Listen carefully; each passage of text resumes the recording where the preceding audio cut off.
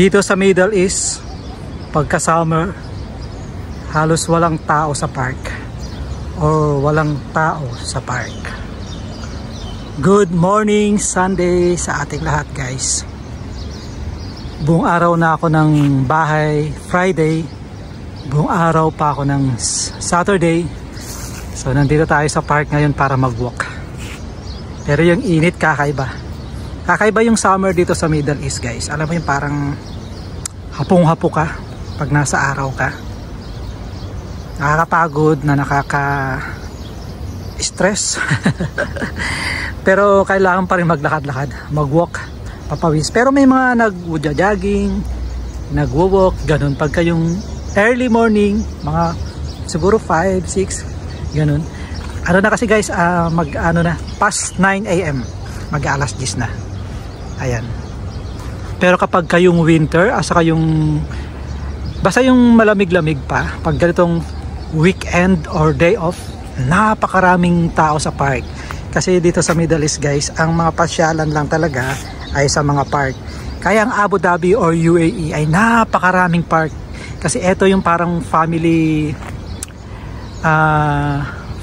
day kasi yung yung day off. Saturday and Sunday. Friday, Saturday and Sunday, ganyan. Tapos yung mga family talagang nagpupunta sa park kasi magaganda ang park dito. Picture-picture, picnic, ihaw-ihaw. Ayan, maraming ihaw-ihaw rito. Tapos dyan, guys, mga beach, may mga beach dyan. Pero pag ganitong summer, talagang walang tao. Mostly ang mga park. Kasi kakaiba yung summer dito. Iba yung summer sa Middle East. Iba yung summer sa bansa natin.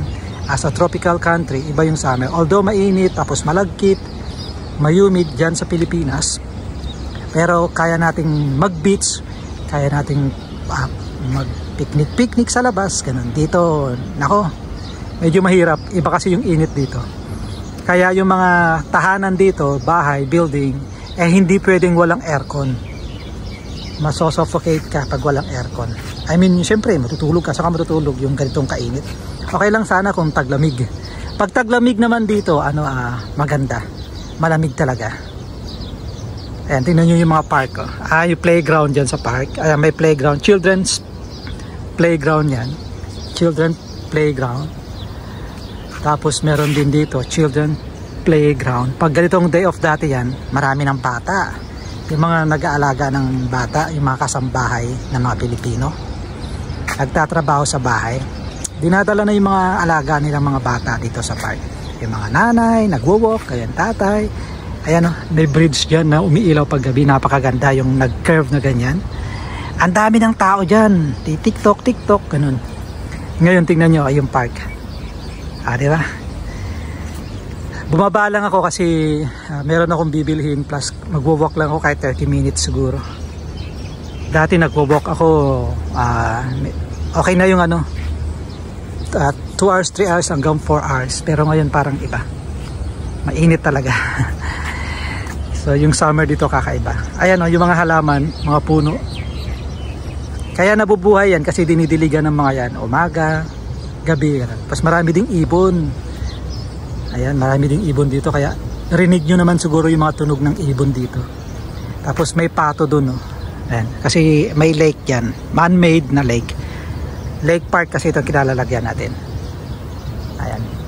Ang sarap sana kasi mapuno, green, tapos may mga lilim. Pero yung init iba. Ayan. Diba? Nakaka-relax. Kahit ganitong init. Pero yung dampi ng araw, kakaiba. Yung parang, tatamarin ka, ganun. Alam mo, hindi ko maintindihan, hindi ko ma-express. Yung parang pag naarawan ka, tatamarin ka. Parang biglang babagsak yung katawan mo. Parang pagod ka kaagad. Ayan. Ayan. In-update ko lang kayo, guys. Actually, ang officially summer kasi dito, pagpasok ng May, medyo na yan, mainit-init na. Pero hindi pa ganun. June, July, August, ayan. Hanggang September, yan yung pinaka-summer dito. Pagpasok ng October, ganyan.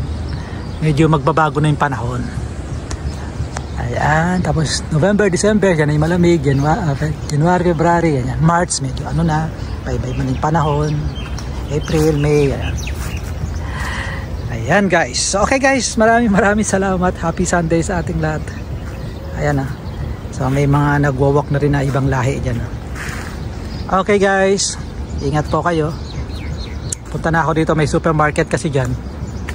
So punta na ako doon, nag-walk lang ako. Siguro umabot lang ako ng 30 minutes bago ako nag-vlog. Ayan. Okay, maraming salamat. Happy Sunday sa ating lahat. Have a good day. Ingat kayo. And God bless.